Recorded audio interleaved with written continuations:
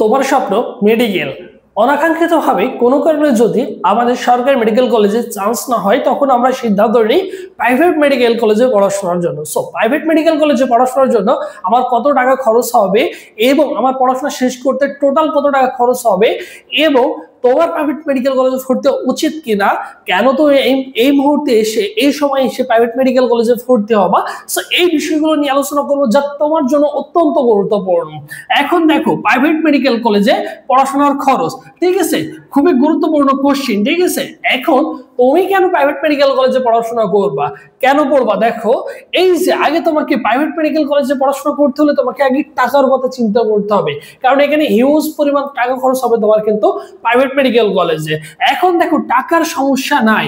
এখন দেখো তো, অনেক ফ্যামিলি আছে দেখা যায় তাদের কোনো টাকার সমস্যা নাই, তারা কিন্তু নিঃসন্দেহে কি করতে পারে, তারা কিন্তু প্রাইভেট মেডিকেল কলেজে পড়াশোনার জন্য ভর্তি হয়ে যেতে পারে। আমি তাদেরকে সাজেস্ট করবো, তুমি চাইলে কিন্তু কি করতে পারো, অবভিয়াসলি প্রাইভেট মেডিকেল কলেজে পড়াশোনা করতে পারো, কারণ প্রাইভেট মেডিকেল কলেজ আর সরকারি মেডিকেল কলেজের কারিকুলাম একই হয়ে থাকে, একইভাবে তোমাদের পরীক্ষা হয়ে থাকবে, একই সময় পরীক্ষা হয়ে থাকে, একই সময় রেজাল্টটা দিয়ে থাকে, সবকিছু সেম, একই প্রিপারেশন তোমাকে কিন্তু নিতে হবে। এখানে কিন্তু ভিন্ন কোনো কারিকুলাম নেই।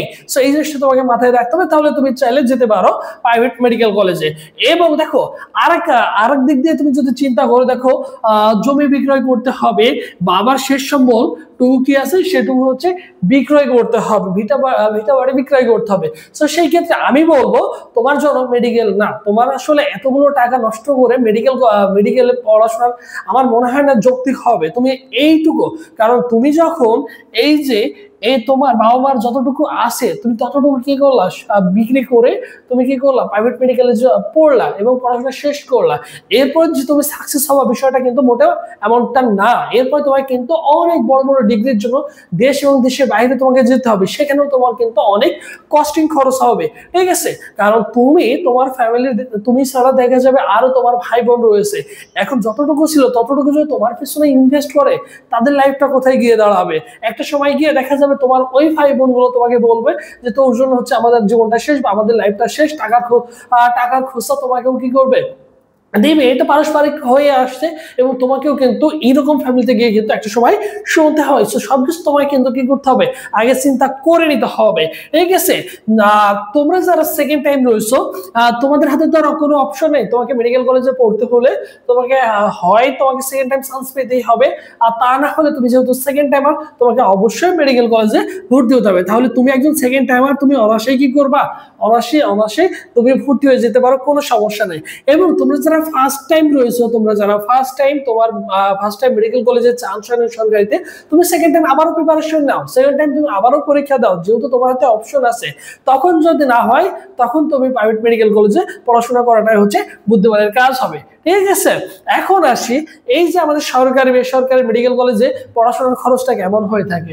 এখন দেখো, আমরা বেসরকারি মেডিকেল কলেজে এমবিবিএস যদি কমপ্লিট করতে চাই, এমবিবিএস এর ফি হচ্ছে ভর্তির সময় দেওয়া লাগবে তোমাকে 19,44,000 টাকা তোমাকে দিতে হবে, দিয়ে তোমাকে ভর্তি হতে হবে মেডিকেলে। এবং বিডিএস তুমি যদি ডেন্টালে যদি পড়তে চাও, তাহলে তোমাকে কিন্তু 11 লক্ষ টাকা তোমাকে কি করতে হবে, ফি প্রদান করতে হবে। এরপর দেখো, ইন্টার্নশিপের জন্য তোমাকে কিন্তু 1,80,000 টাকা তোমাকে কিন্তু কি করতে হবে, অবশ্যই গুনতে হবে। এরপর দেখো টিউশন ফি, এই টিউশন ফিটা দেখো 5 বছর তোমাকে দিতে হবে, 5 বছর দিতে হবে, প্রতি মাসে তোমাকে 10,000 করে দিতে হবে। 5 বছর প্রায় তোমার 6 লক্ষ টাকা প্লাস তোমার কি হবে, 6 লক্ষ টাকা প্লাস তোমার কিন্তু খরচ হবে। এই জিনিসটা তোমাকে মাথায় রাখতে হবে ফার্স্ট অফ অল। এরপর দেখো প্রফেশনাল এক্সামের ফি হচ্ছে 60,000 টাকা তোমাকে কিন্তু দিতে হবে, সেটা 3-4 বার তোমার প্রফেশনাল এক্সাম হবে, তোমাকে কিন্তু দিতে হবে। এরপর দেখো বই খাতা, বোনস মানে কঙ্কাল সহ অন্যান্য জন্য তোমার খরচ হবে আরো 1 লক্ষ টাকা প্লাস খরচ হবে।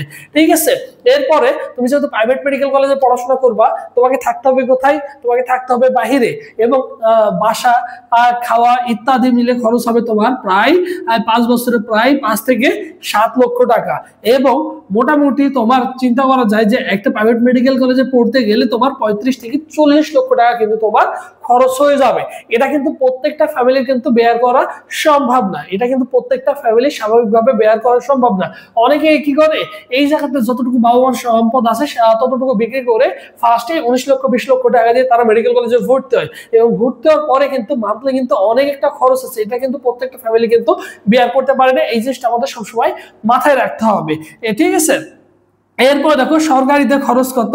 সরকারিতে খরচ হবে তোমার মোটামুটি 80 থেকে 1,50,000 টাকার মতো খরচ হয়ে থাকে। সরকারিতে খুবই কম খরচ হয়ে থাকে 5 বছরে, কারণ সরকার তোমার পিছনে এই যে এই 35 থেকে 40 লক্ষ টাকা কিন্তু সরকার তোমার পিছনে ব্যয় করবে।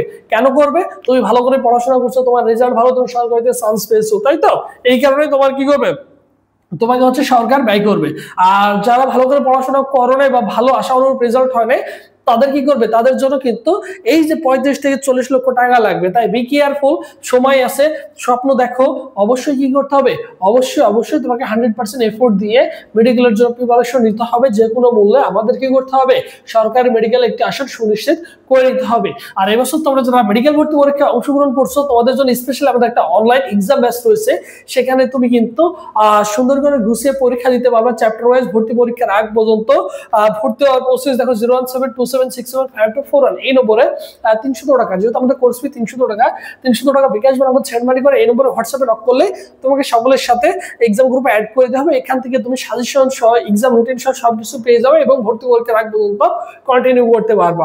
সো তুমি প্রাইভেট মেডিকেল কলেজে পড়তে হলে তুমি একটু চিন্তা ভাবনা করে কি করবা, সুন্দর করে বাবা মার সাথে বসে ডিসিশন নিয়ে তুমি হচ্ছে প্রাইভেট মেডিকেলের জন্য মনস্থির করবে।